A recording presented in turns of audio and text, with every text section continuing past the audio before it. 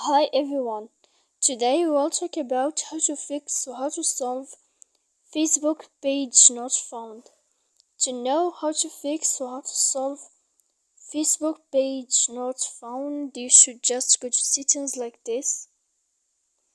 After that, you will go to apps, default apps, app settings.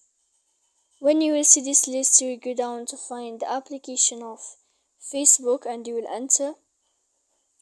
Then in this page, we go to click for stop. When you will end this, you will enter to storage. After that, you will click clear cache. Then you will go to click clear data. And when you will end all this stuff here, as you see, you can update your application. So please don't forget to support us by like and subscribe. See you next time in another video and thank you for your attention.